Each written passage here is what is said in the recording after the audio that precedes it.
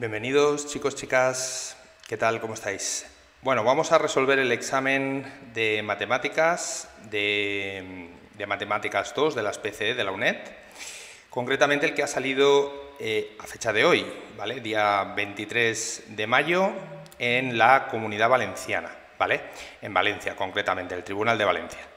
Bueno, vamos a resolver en este vídeo la parte de test, que consistía de 15 preguntas tipo test. Ya sabéis, solo había que responder 10.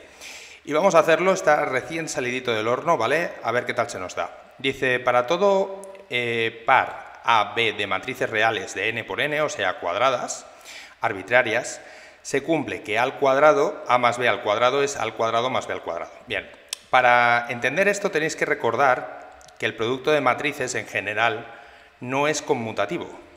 Es decir, que no es lo mismo hacer A por B que B por A. Si esto lo teníais presente, prácticamente salía bastante sencillo, porque fijaros que si yo multiplico AB al cuadrado, que es lo mismo que A más B multiplicado por A más B, vamos a escribirlo bien. Pues bien, este producto nos daba A por A, que es A al cuadrado, B por A, que es BA, más A por B, que sería A por B, más B por B, que es B al cuadrado. Pues bien, esto en general obviamente no es lo mismo que la expresión que teníamos aquí, por lo tanto la opción A era incorrecta, ¿vale? Y tampoco sería lo mismo, fijaros que esto tampoco sería lo mismo que A al cuadrado más B al cuadrado, más 2 veces A por B, por lo que comentábamos, porque estas dos matrices no me van a dar lo mismo, ¿vale? No es lo mismo hacer B por A que A por B, con lo cual, en principio, esto era lo que teníais que tener presente en este caso. Vamos a ver si se cumple la B. A al cuadrado menos B al cuadrado es A más B por A menos B. Esto parece el producto notable típico que usamos con los números, pero con las matrices pasa un poquito lo mismo, que no son conmutativas el producto de matrices. Entonces, al hacer A más B por A menos B, esto nos daría A por A, que es A al cuadrado, más B por A, menos A por B y menos B por B, que es B al cuadrado. Una vez más, no podemos tachar esto con esto no es cierto por lo que tenéis aquí, ¿vale? Como A por B no es lo mismo que B por A, el producto de matrices en general no conmuta y esta expresión no sería lo mismo, con lo cual tampoco se cumpliría y sería ninguna de las otras dos, ¿de acuerdo? Esto respecto a la primera preguntita. Había unas cuantas en este examen de matrices de conceptos un poco teóricos. Bien, para toda matriz A real de 2 por 2 arbitraria se cumple que si A al cuadrado es igual a A, entonces A a la cuarta es igual a A.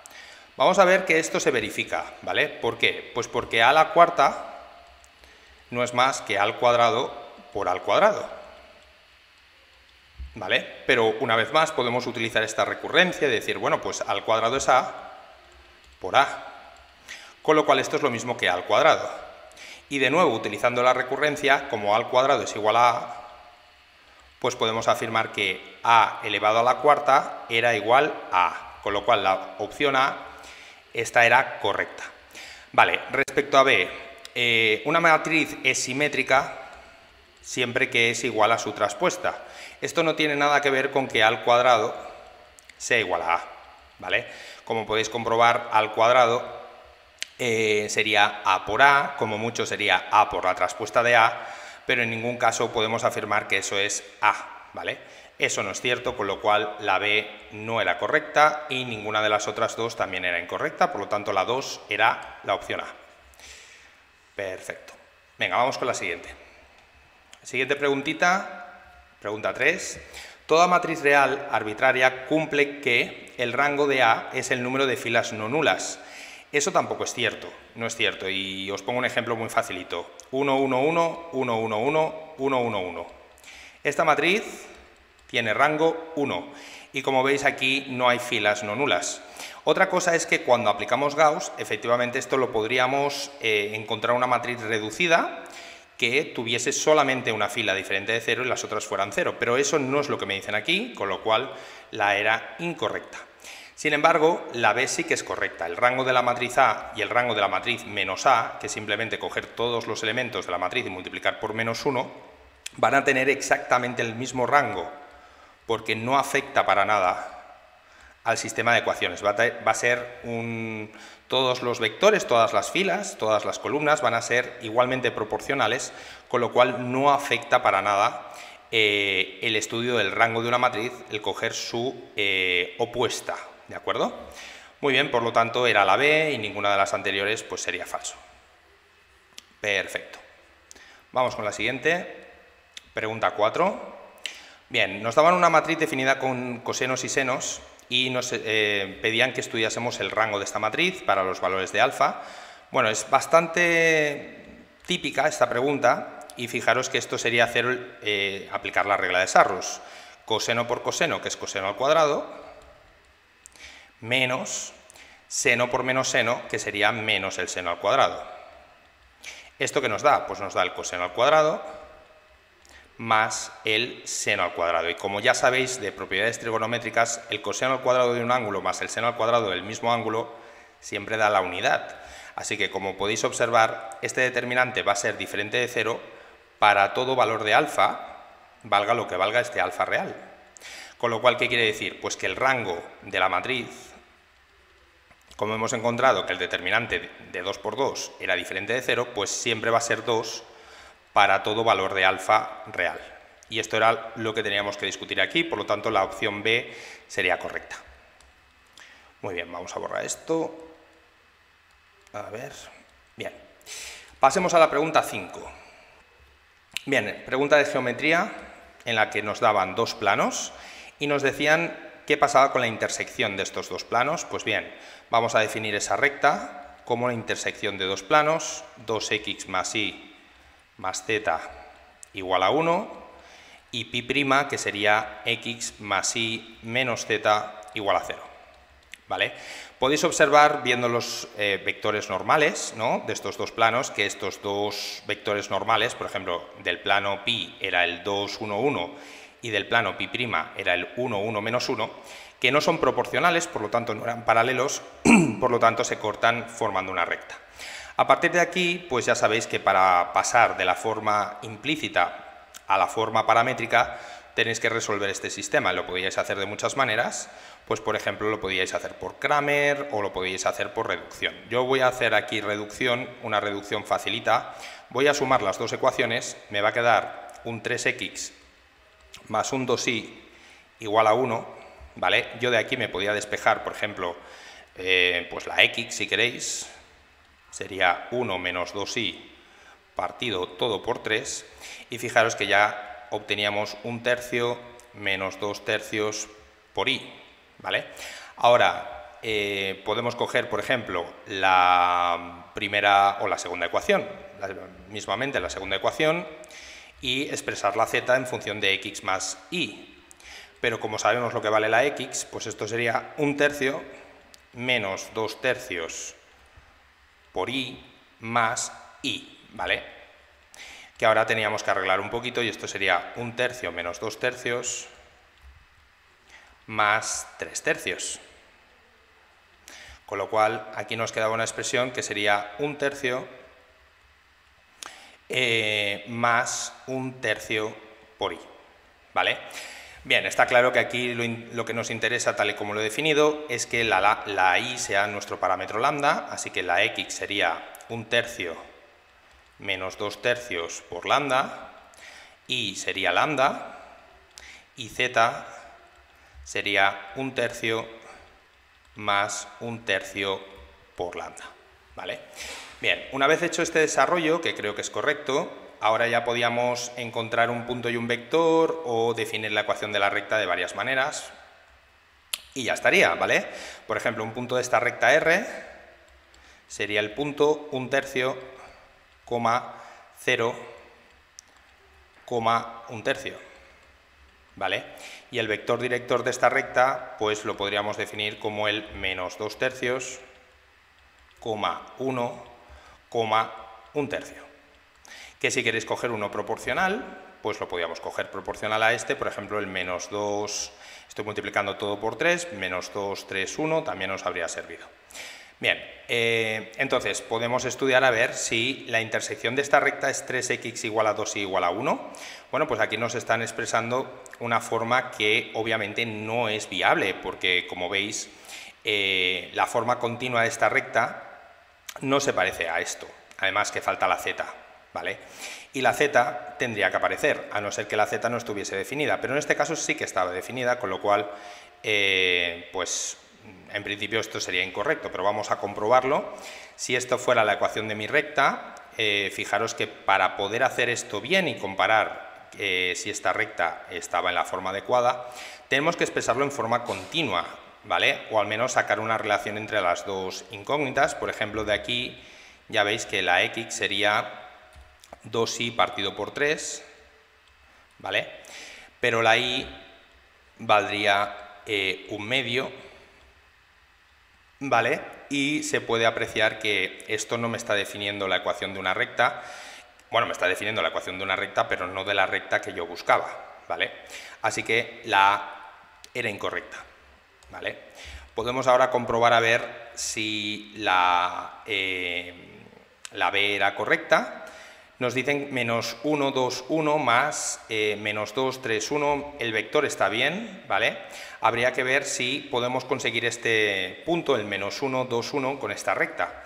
Pues bien, si queremos que la x sea igual a menos 1, igualamos esto con la ecuación paramétrica, que era 1/3 menos 2/3 por lambda, y vamos a ver si sale, ¿vale? Pues fijaros que aquí yo puedo multiplicar todo por 3, me quedaría que menos 3 es igual a 1 menos 2 lambda, y despejar 2 lambda, que sería 1 más 3, que es 4.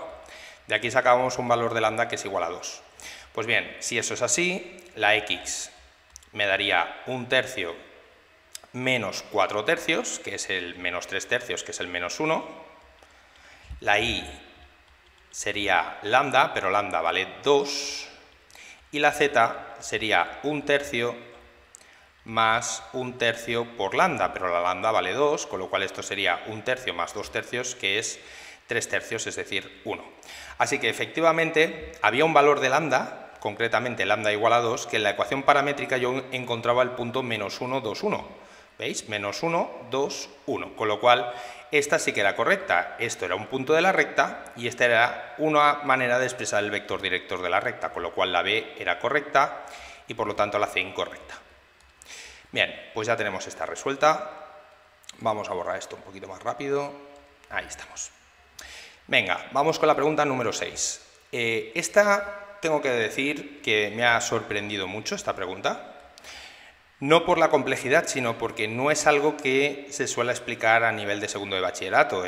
Sí que hemos explicado el producto escalar entre dos vectores y a partir de ahí se podía deducir, pero tengo que reconocer que era un poquito complicada, ¿vale? Esta es la típica que yo, si hubiese estado en vuestro pellejo, seguramente no habría respondido. Pero bueno, vamos a hacerla.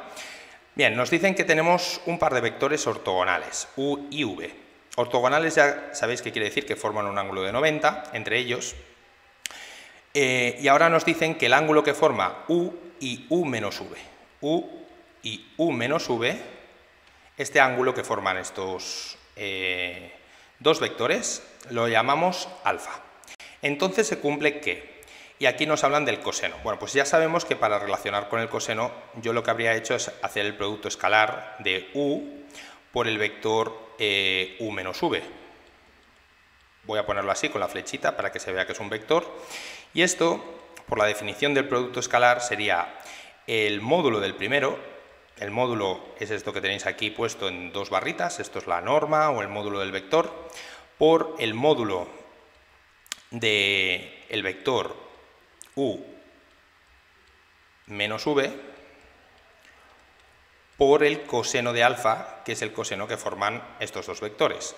Por otro lado, esto también lo podéis hacer como el producto escalar tiene la propiedad distributiva, así que u por u menos u por v. ¿Qué pasa aquí? Que u por v sería el producto escalar de dos vectores que nos dice el enunciado que son ortogonales, o sea que forman un ángulo de 90, con lo cual esto nos va a dar 0. Y el producto de u por u es la norma al cuadrado, ¿vale? Esto es el módulo de u elevado al cuadrado. Así que nos queda la siguiente expresión. El módulo o la norma de u al cuadrado, podemos pasar esta norma dividiendo, norma de u, y aquí nos quedaría por la norma del vector u menos v, ¿vale? Y esto sería justamente el coseno. Vale, ahora vamos a mirar qué pasa con esto. Bien, cuando yo hago el producto escalar de esto, ¿vale? Esta expresión, fijaros que yo puedo trabajar justamente con la definición de producto escalar. U menos v, su módulo al cuadrado, se puede escribir como el producto escalar de un vector por el mismo, como hemos dicho, ¿no? Esto sería u menos v, producto escalar por u menos v.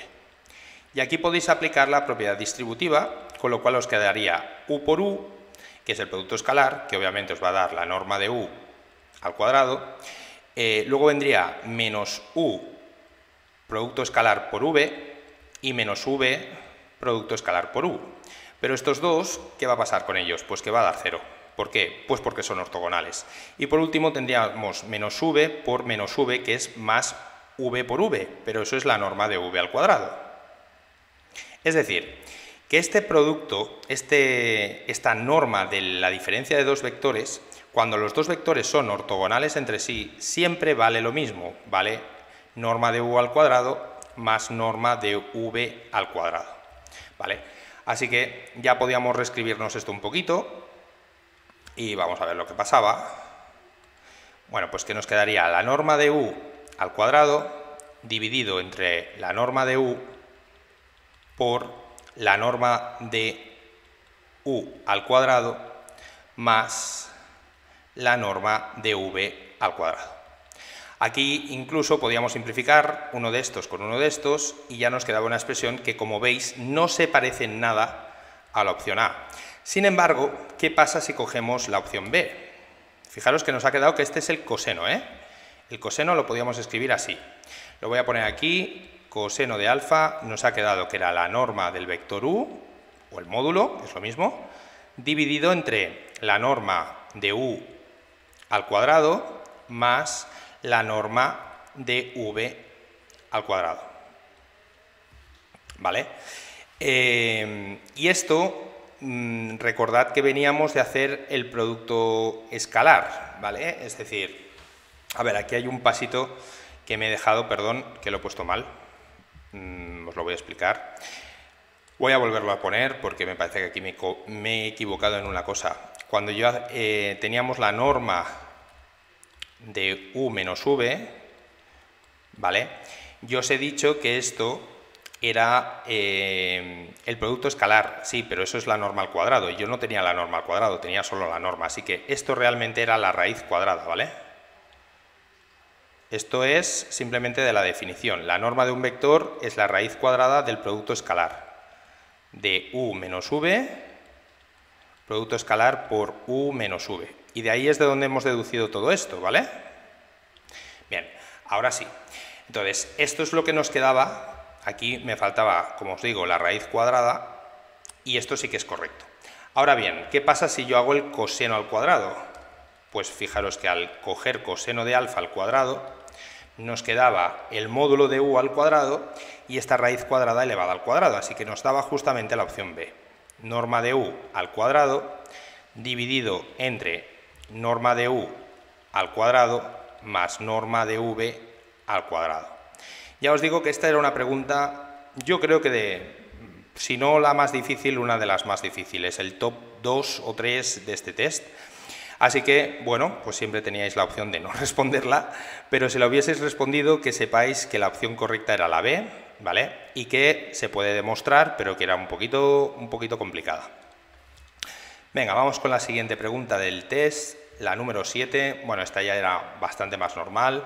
Recta en el espacio cuya ecuación es esta. De aquí podemos sacar un punto y un vector, ¿vale? Vamos a llamar a esta recta R, por ayudarnos, ¿vale? La definimos así. Así que el punto de la recta sería, como veis, pues -3, -1, 0. Y un vector de la recta vector director, pues sería el menos 2, lo que tenéis en el denominador, vamos, menos 2, 3, menos 1. ¿De acuerdo? Ahora dice, pasa por el punto 3, 1, 0 y tiene el vector director menos 2, 3, menos 1. A ver, el vector director está bien, sin embargo, pues la B, por ejemplo, ya la podíais descartar, porque aquí lo han puesto al revés, ¿no? El vector menos 2, 3, menos 1 tiene vector director menos 3, menos 1, 1. Es imposible que esto sea proporcional a esto que nos decían aquí, con lo cual la B ya la descartaríais, seguro.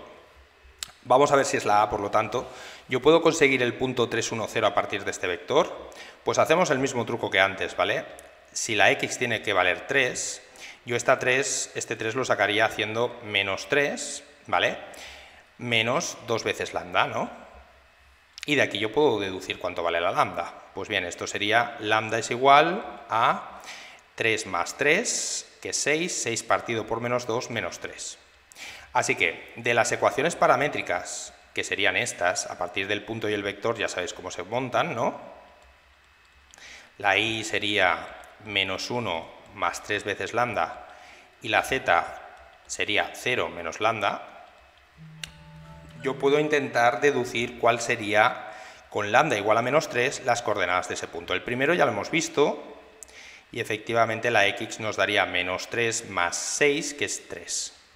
Sustituyendo la lambda por menos 3, aquí nos quedaría menos 1, menos 9, ¿vale? Que sería 3 por menos 3, eso es menos 9, menos 1, ¿vale?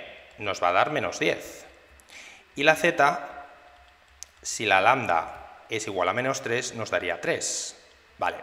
Pues ya podéis apreciar que este punto, el 3, 1, 0, no coincide con el 3, menos 10, 3, ¿no? Que es el punto que nos ha dado, en este caso, 3, menos 10, 3, no es el mismo punto que el 3, 1, 0, por lo tanto, tampoco era cierto que pasase por ese punto.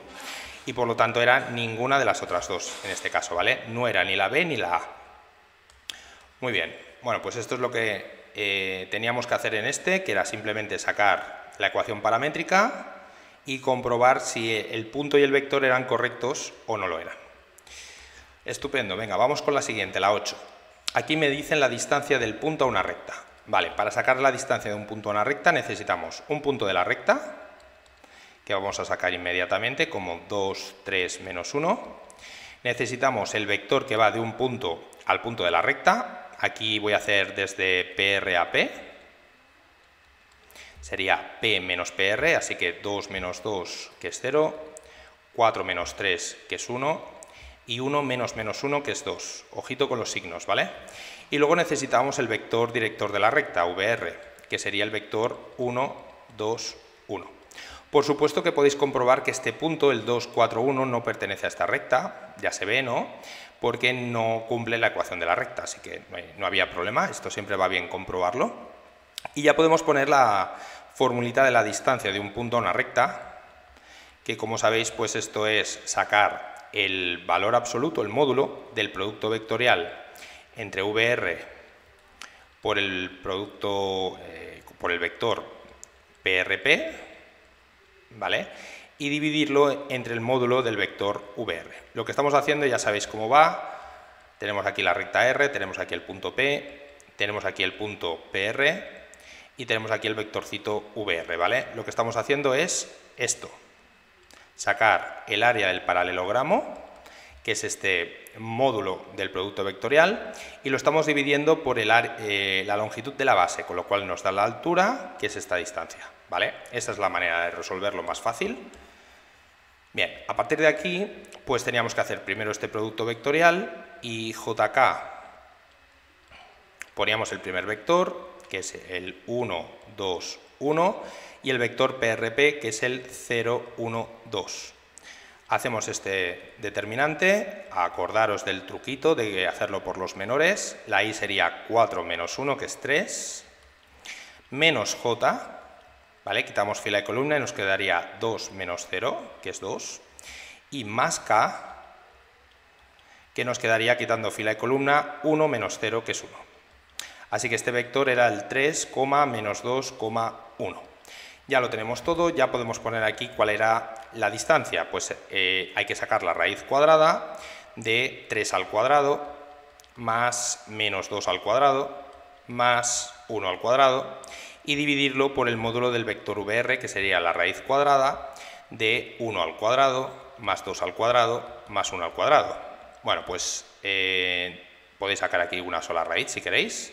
En el numerador nos quedaba 9 más 4 más 1, que es 14, y en el denominador nos quedaba 1 más 4 más 1, que es 6.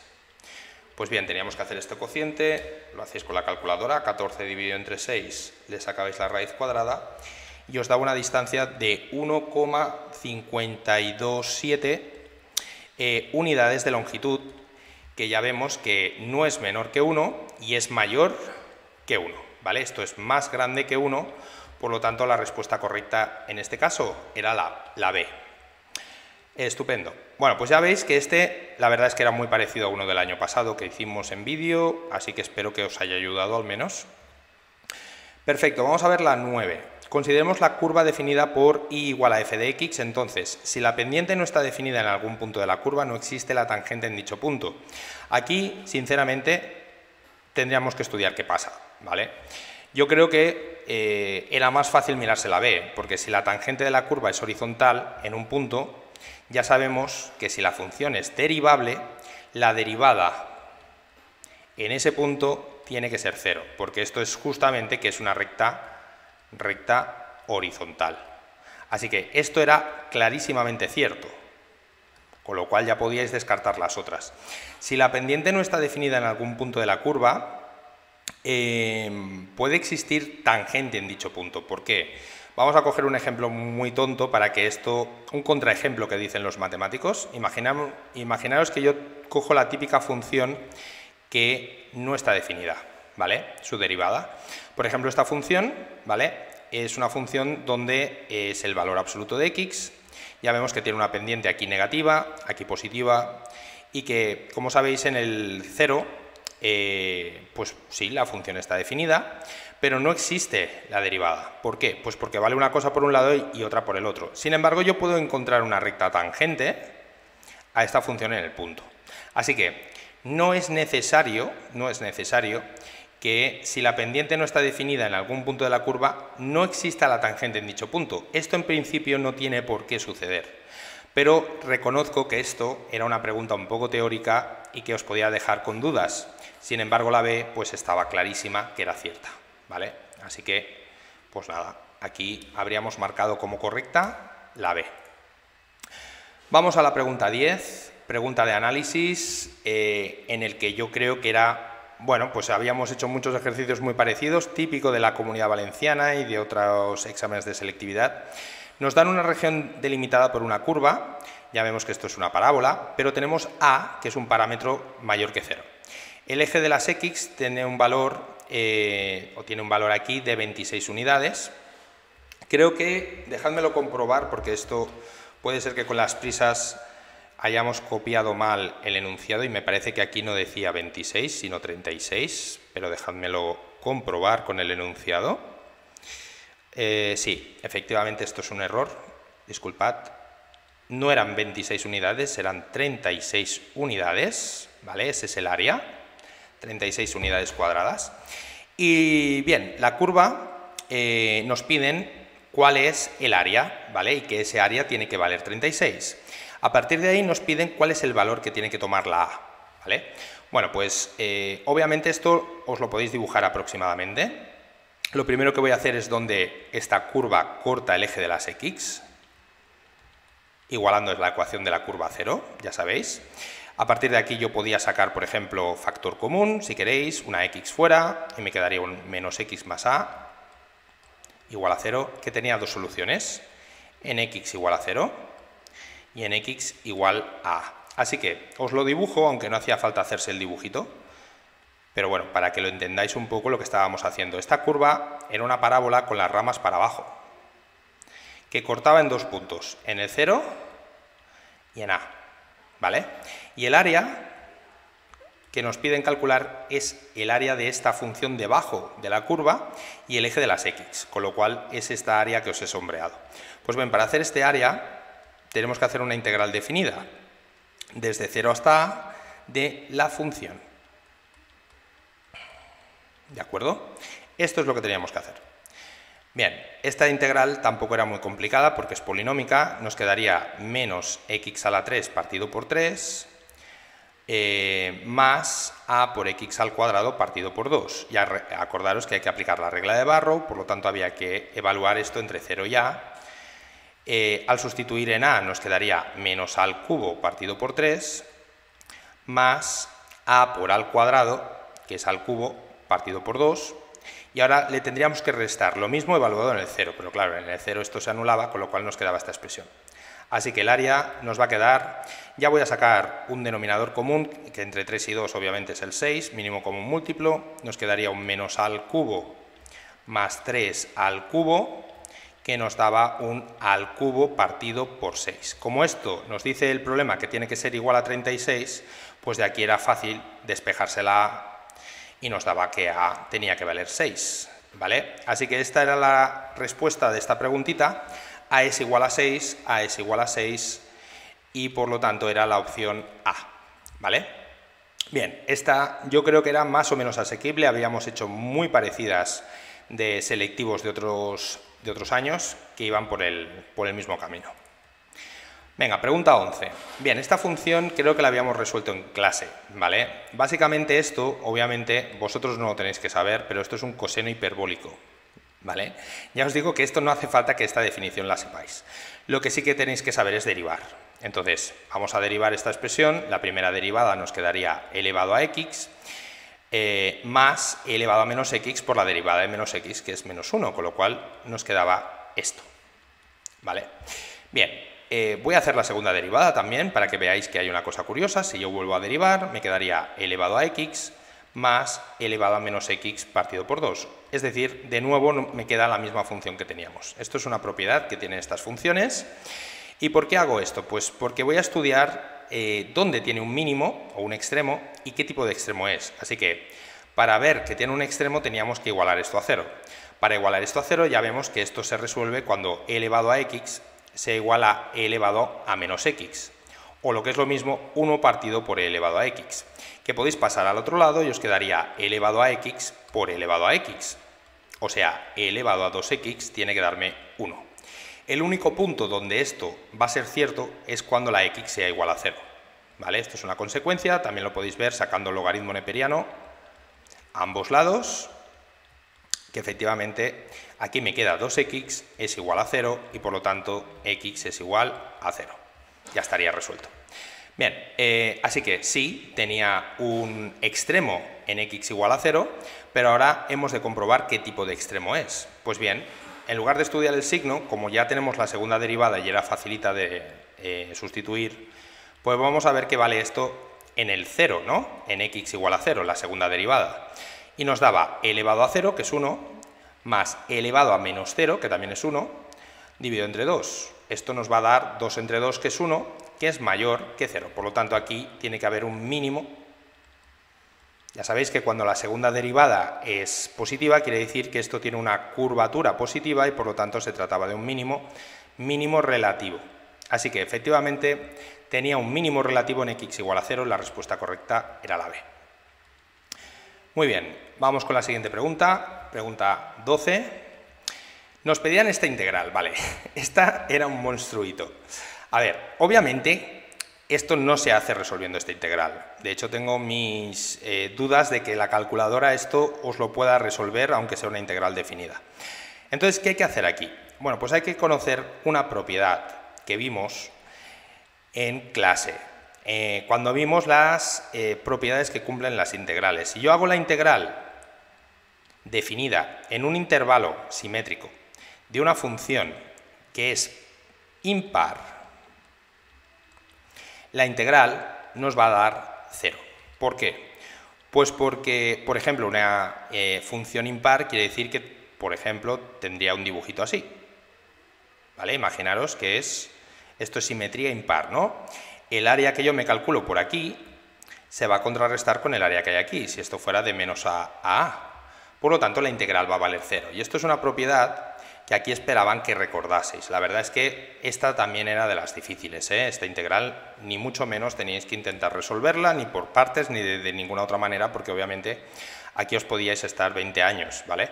Además, fijaros que graciositos, que nos pone el año, ¿vale? 2022, para que quede claro que esto, pues espero que salga una vez, y si vuelve a salir, pues ya sabéis cómo va. Entonces, voy a coger la función que hay dentro, que sería x elevado a 2022 por el seno de x a la 3 partido por el coseno de x, y vamos a ver que esta función efectivamente era una función con simetría impar. Miramos lo que vale menos x, ¿y qué nos queda? Pues menos x elevado a un exponente par por el seno de menos x elevado al cubo partido entre el coseno de menos x, ¿vale? Ahora tenemos que recordar cositas de propiedades de las funciones. Por ejemplo, menos elevado a un coeficiente par me va a dar más, con lo cual aquí me quedaba coseno de 2022. Y aquí dentro, fijaros que tendríamos el seno de menos 1 al cubo es menos. Y el coseno es una función par, con lo cual el coseno de menos x vale lo mismo que el coseno de x. Así que aquí dentro nos quedaba menos x al cubo partido por el coseno de x. Pero también tenéis que fijaros que el seno es una función impar. De hecho, una función par por una función impar, también lo podríais haber hecho así directamente, ¿vale? Par por impar, y aquí esto era par por impar, nos va a dar siempre impar, ¿vale? Así que efectivamente esto era menos, porque el menos del seno sale fuera, x elevado a 2022 por el seno de x al cubo partido por el coseno de x. Y esto era justamente mi función, cambia de signo, era mi función f de x con un menos delante, ¿vale? Lo vamos a poner bien para que se entienda. Esto me daba menos mi función. Bueno, pues eso es justamente la definición de simetría impar. Una función es impar cuando la función en menos x vale lo mismo que menos la función. Y como estábamos integrando en un intervalo simétrico, esto va a ser menor que 1, concretamente esta integral nos daba 0. Así que no era múltiplo de pi y no era ninguna de las otras, era la a. Pero ya os digo, esta pregunta han ido a pillar con toda la intención, porque esto, ya os digo que si no conocéis las propiedades, pues será complicadita de sacar. Así que otra de las 2 o 3 que yo seguramente no habría hecho en el examen. Pero bueno, teníamos ese comodín, ¿no?, de 5 preguntas, así que... Vale, luego, se tiene un conjunto de bolas azules y bolas rojas en una bolsa, ¿vale? Tenemos una bolsa, ¿vale? Y en esta bolsa, en este saco, vamos a ponerlo así, perdón, yo tengo bolas rojas, x bolas rojas, vamos a llamar x, y y bolas azules. Y lo voy a poner así. Número de bolas rojas, número, y la y sería número de bolas azules. ¿Vale? En total hay 25 bolas, aquí tenemos 25 bolas. Así que yo ya sé que x más y, obviamente, me tiene que dar 25 bolas. Ahora, sacamos una bola al azar y se sabe que la probabilidad de ser una bola roja es igual a p, mientras que la probabilidad de ser una bola azul, ¿vale?, es igual a 4 veces p. Entonces, ¿aquí qué podemos hacer? Pues casos favorables entre casos posibles. Diréis, sí, pero yo no sé los casos. Es verdad, de momento no sabemos el número de bolas que hay de cada tipo, pero si lo supiésemos, sabríamos que esto se calcularía como x partido por 25, número de bolas rojas entre el total de bolas, y esto tendría que ser y partido por 25, bolas azules entre el total de bolas. Bien, ¿qué más sabemos? Bueno, pues sabemos que la probabilidad de sacar una bola azul o roja, como no hay más bolas, o sacas de un color o sacas de otra, con lo cual se tiene que cumplir que la probabilidad de bola azul más la probabilidad de bola roja, cada vez que yo saco una bola, o es una cosa o es la otra, ¿no? No me puede salir una amarilla, por ejemplo, porque no hay, ¿vale? Pues esto tiene que sumar la unidad. Así que ya planteabais una ecuación y lo resolvíamos, ¿vale? Esto sería que x, ¿vale?, más partido entre 25, perdón, era igual a y partido por 25, que es igual a 1, pero además fijaros que yo la y la podíais despejar de aquí, ¿vale? Podíamos hacer esto, que la y era 25 por 4p, ¿vale? Es decir, 25 por 4 veces la probabilidad de p, que era x partido por 25. Dicho de otra manera, que la y era igual a 4 veces x, ¿vale? Que teníamos 4 veces más bolas azules que bolas rojas, así que esto lo podíais sacar de aquí, o de mil maneras. Fijaros que se cumple también a través de la probabilidad, la misma ecuación que teníais aquí por lógica, y que por lo tanto, fijaros que si yo sustituyo, me quedaría x más y, que es 4x, es igual a 25, y ya tendríamos que 5x era igual a 25, y por lo tanto teníamos un total de 5 bolas rojas, ¿vale? Esto eran 5 bolas y por lo tanto las azules serían pues 25 menos 5, 20 bolas, ¿vale? Así que ya podemos responder. ¿Cuántas bolas azules hay en la bolsa? ¿Menos de 21 y más de 15? Sí. ¿Entre 5 y 10? No. ¿Ninguna de las anteriores? No. Era la A. Así que esta era bastante sencillita si pensáis un poquito fríamente lo que estábamos haciendo, casos favorables entre casos posibles, y que el total de bolas tenía que sumar 25, ¿vale? O que las probabilidades de bola azul y bola roja tienen que sumar la unidad, que viene a ser un poco lo mismo. Muy bien, pues venga, esta ya estaba. Vamos con la 14. Se lanza una moneda trucada. Ya sabéis que eso quiere decir que la probabilidad de cara y la probabilidad de cruz, en principio, no van a valer lo mismo. Vamos a ponerlo así. Cara no vale lo mismo que cruz. Y por supuesto no va a ser un medio, que es lo que pasa en una moneda no trucada, ¿no? Una moneda normal. La probabilidad de que en dos lanzamientos se obtengan dos caras es 0,16. Vale, sacar cara a cara. La probabilidad de cara y cara. Pues bien, tirar una moneda es un suceso que es independiente de tirar una segunda moneda, ¿vale? Entonces, en dos lanzamientos consecutivos, la probabilidad de sacar cara es la probabilidad de sacar cara por la probabilidad de sacar cara, ¿vale? Porque son independientes. Recordad que esto sería una intersección y que esto se convierte en un producto cuando los sucesos son independientes. Como esto nos dice que vale 0,16, pues fijaros que de aquí se podía sacar la raíz cuadrada, ¿vale? Porque esto sería probabilidad de cara al cuadrado, y sacar cuánto era la probabilidad de sacar una cara. La raíz de 0,16, pues si lo hacemos con la calculadora, os va a dar 0,4. Por otro lado, la probabilidad de cruz. Bueno, pues sí que es verdad que la moneda está trucada, pero o sale una cara o sale una cruz. Por lo tanto, cruz es 1 menos cara. En este caso, 0,6. Y ahora nos decían, ¿cuál es la probabilidad de obtener dos cruces? Cruz y cruz. Pues cruz y cruz sería probabilidad de sacar una cruz por probabilidad de sacar una cruz, por la misma lógica de que son independientes, y por lo tanto esto era 0,6 por 0,6, ¿vale? 0,6 al cuadrado, si lo hacéis con la calculadora, os va a dar 0,36. Pues bien, esta era la probabilidad, y como veis, pues ese valor está entre 0,3 y 0,4, con lo cual era la opción B. Y ya habríamos resuelto esta también. Y ya nos vamos a la última pregunta. Voy a borrar esto. Pregunta número 15. ¿Cuáles de las siguientes probabilidades pueden representar a dos eventos disjuntos, A y B, de un determinado espacio muestral? Bueno, pues esto con un dibujito lo entenderéis muy fácil. Esto ya habíamos visto problemas parecidos y ya os expliqué lo que eran sucesos disjuntos, que no tienen nada en común, vamos. Dos sucesos son disjuntos cuando la intersección que hay entre ellos es el conjunto vacío, y por supuesto la probabilidad sería 0 de que se dé la intersección porque no hay intersección. Esto es A, esto es B, y todo lo demás es todo el espacio muestral que tenéis, el espacio total, ¿vale? Así que se tiene que cumplir que la probabilidad de A más la probabilidad de B, ¿vale?, nos tiene que dar un valor que es la probabilidad de la unión, ¿no? Este más este. Y no tiene mucho más.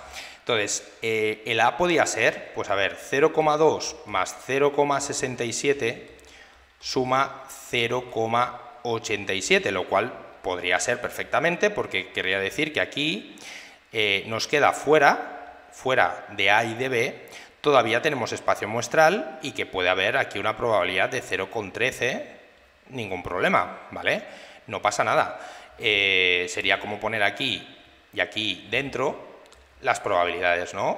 Aquí habría 0,2, aquí habría 0,67 y fuera habría 0,13 y la probabilidad del espacio muestral me daría 1. Todo va perfecto. Sin embargo, por lo tanto la A pues ya se ve que era correcta.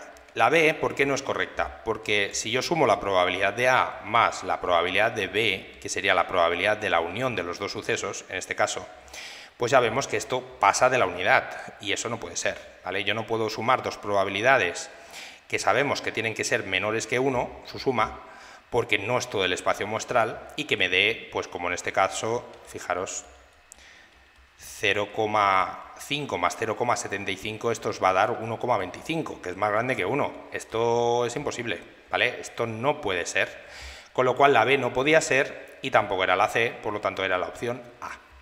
Bueno, pues hasta aquí este test de este año, que yo creo que ha sido en general diferente a lo esperado. Tengo que reconocer que había preguntas de teoría de matrices que no me esperaba y que había preguntas de esa integral, ¿no?, que era un poquito rara, y el de los vectores U y V, que también eran raras. El resto de las preguntas, que yo creo que 10 preguntas tipo test sí que se podían sacar bien y eran muy parecidas a otras vistas el año pasado, pues espero que a pesar de la complejidad del test os haya salido todo bien. Tengo que decir, por suerte, que la parte de problemas, que a continuación en el próximo vídeo veréis, era idéntico a los que habíamos hecho en clase. De hecho, se ha repetido prácticamente el mismo examen de desarrollo que el año pasado. Así que al menos espero y deseo que en esa parte os haya ido muy bien y que haya compensado igual la dificultad del test. Así que nada más, me despido de vosotros, chicos, espero que os vaya muy bien. Y para los que no hayáis hecho el examen todavía, pues espero que este vídeo sea muy útil y nos vemos en el próximo. Muchas gracias.